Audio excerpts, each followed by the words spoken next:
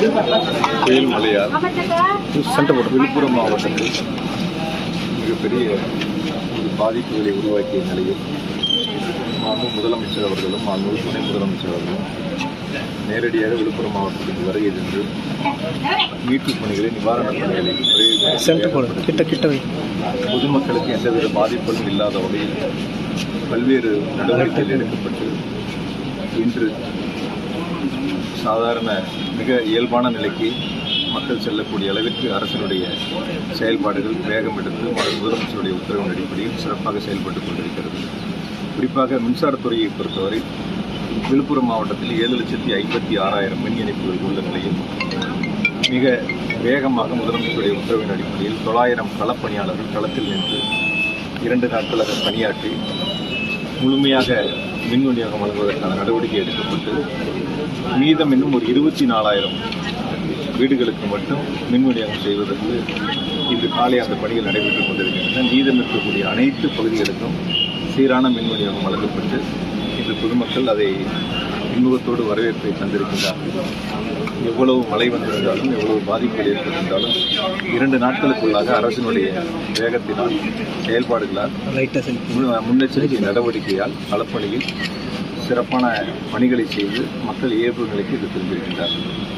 வெளி மாவட்டத்திலிருந்து பணியாளர்கள் வராங்களா? நிறைய 900 பேர் ஏற்கனவே இங்கே களத்தில் வெளி மாவட்டத்தில் தான் இருக்காங்க. 4-5 நிறைய கிராமங்கள் 4 நாளாக கரண்ட் இல்லை. சேலம், கரூர், ஈரோடு, திருச்சி, தஞ்சாவூர், மதுரை, திருநெல்வேலி பல்வேறு மாவட்டங்களிலிருந்து 900 பேர் விழுப்புரம் மாவட்டத்தில் மட்டும் களப்பணியில் இருக்காங்க. 2 நாட்களாக பணியாற்றிட்டு இருக்காங்க. ஒரு 24,000 வீடுகளுக்கு மட்டும்தான் மின் இணைப்பு நிறுத்தி வைக்கப்பட்டிருக்கு. அது ஏன் நிறுத்தி இருக்குன்னா மழைநீர் வடியும். மழைநீர் வடிஞ்சாதான் அந்த இடத்துல இணைப்பு கொடுக்க முடியும். இல்லைன்னா ஏதாவது உயிர் சேதம் பாதிப்புகள் ஏற்படும். முன்னெச்சரிக்கை நடவடிக்கையாக தான் அந்த இடத்துல விநியோகம் நிறுத்தப்பட்டிருக்கு. அதுவும் இன்று மதியம் அல்லது மாலைக்குள் அந்த இடங்களுக்கும் சீரான மின் விநியோகத்திற்கான ஏற்பாடுகள் செய்யப்பட்டிருக்கு. மலையனூர் தாலுகாவில் ஒரு 15 கிராம ஊராட்சிகளுக்கு வந்து திருவண்ணாமலை மாவட்டத்திலேருந்து கரண்ட் வருது. அவங்க வந்து கூடுவாமுண்டியில் ஒரு தனி சப்ஸ்டேஷன் ஓப்பன் பண்ணி அங்கே அடிக்கடி குறைந்த காற்று இது அதனால பிரச்சனை வருது. அங்கே மின்சாதனங்கள்லாம் ரிப்பேர் ஆகுது. விவசாயத்துக்கு கரண்ட் பத்தலை. அதனால அவங்க கூடுவாமுண்டியில் தனியாக ஒரு சப்ஸ்டேஷன் ஓப்பன் பண்ணணும்னு நீண்ட நாளாக கேட்டுட்ருக்காங்க. உங்கள் 3 ஆண்டுகளில் தமிழ்நாட்டில் 393 துணை மின் நிலையங்களுக்கான அறிவிப்புகள் வெளியிடப்பட்டு பல துணை மின் நிலையங்கள் பணிகள் முடிக்கப்பட்டு பயன்பாட்டில் கொண்டு வரப்பட்டாங்கன்னா சில இடத்துல துணை மின் நிலையங்களுடைய பணிகள் நடைபெற்றுக் கொண்டிருக்கின்றன. இன்னொரு 50 துணை மின் நிலையங்களுக்கு இடம் தேர்வு செய்யக்கூடிய பணிகள் இடம் எடுக்கக்கூடிய பணிகள் நடைபெற்றுக் கொண்டிருக்கின்றன. நீங்கள் குறிப்பிட்ட அந்த இடம் வந்து இடம்லாம் இருக்கு. இடம் தேவைப்படும். அதற்கான திட்ட மதிப்பீடு தயார் செய்யப்பட்டவுடன் இந்த ஆண்டு அந்த பணிகள் எடுத்துக் கொள்ளப்படும்.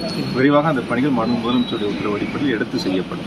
தமிழ்நாடு மின்சார வாரியத்தில் வந்து பணியாளர் குறைவாக இருக்காங்க. பணியாளர்கள் தான் நிரப்ப ஏற்கனவே இருக்கக்கூடிய பணியிடங்களில் இருக்கிறது சிறப்பாக பணியாற்றிட்டு இருக்காங்க. கூடுதலான பணியிடங்கள் நிரப்புவதற்கான நடவடிக்கையை தொடர்ந்து எடுப்போம்.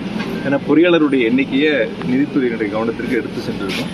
அதற்கான ஒப்புதல் கிடைச்ச உடனே அந்த பணிகள் நாங்கள் தொடரும். நன்றி சார்.